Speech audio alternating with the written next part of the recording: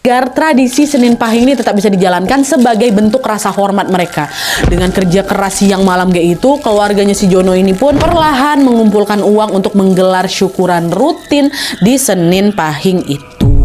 Udah lah tuh dia kumpulin duit, nabung dikit-dikit kan. Jadi setiap Senin Pahing dilakukan ritual lagi. Nah, setelah ritual itu diadakan kembali, Wak, kehidupan keluarga Jono pun agak mulai tenang. Jadi kalau misalnya mereka lakukan ritual, siluman tuh nggak datang. Dan di hari lain juga nggak datang, Wak. Udah agak tenang nih, mereka udah nggak pernah lagi ngalamin kejadian mistis lagi dan kembali menjalani hari seperti biasa.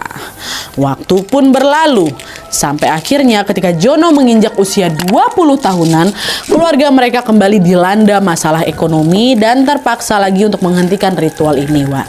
Seperti yang bisa kalian tebak, di saat ritualnya berhenti, gangguan mistis itu datang lagi dan yang ada ini levelnya jauh lebih ekstrim dari sebelumnya. Nah, jadi setelah belasan tahun berlalu, Jono masih berkawan baik, Wak, sama Karyo dan Sugeng, dua kawannya tadi. Nah, suatu hari Jono ini cerita, Wak, perasaan aku kok nggak enak ya. Orang tua aku lagi nggak punya uang lagi nih. Jadi kami nggak bisa lakukan ritual itu lagi. Sugeng nyaut lagi, justru itu menarik itu. Aku kok jadi kangen nih sama dia ya. Aku penasaran, kan dia kan juga udah lama kan nggak datang ke kalian. Kita buktiin aja itu betulan datang lagi apa enggak. Kata si Sugeng, apa nih? Janganlah aku ngomong sembarangan kayak gitu. Kalau dia datang betulan kayak mana? Ada bagus belasan tahun dia nggak datang. Ya justru itu, kok nggak penasaran? Coba aja buktiin. Siapa tahu dia memang udah nggak datang, jadi kok nggak perlu lagi lakukan ritual itu. Udah malam ini kita buktikan aja. Nah, dengar ajakan itu, Jono agak iya juga ya.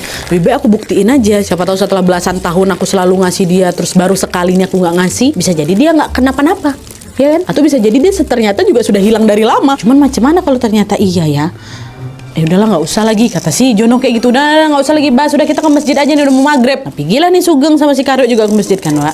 Nah, waktu selesai sholat, balik lagi Sugeng ini mengutarakan maksudnya untuk ngeliat sosok itu. Ayolah weh, kita buktikan aja. Kalaupun dia datang kan kok nggak sendirian, ada kami berdua. Ngapa pula aku dibawa-bawa, kata si Karyo kan. Udah lah, yuk ikut aja. Nah, perkataan inilah yang membuat si Jono akhirnya luluh juga. Dia ngebatin, iya juga ya, kalau mereka ada kan jadi rame di situ, dan mungkin suasananya juga nggak semenakutkan itu kan, kami udah besar gitu kan. Nah, dari situ Wak Jono pun akhirnya memperbolehkan Sugeng dan Karyo bukan cuma untuk datang aja, tapi menginap di rumahnya nanti malam. Singkatnya, setelah malam tiba, anehnya nih, kan ritual nggak dilakukan.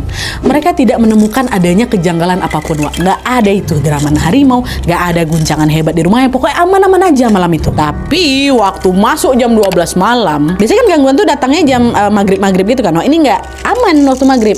Jam 12 malamnya, mereka dikejutkan dengan suara ayam peliharaannya Jono yang tiba-tiba berkokok. Awalnya berkokok cuma 1 ekor aja, Wak.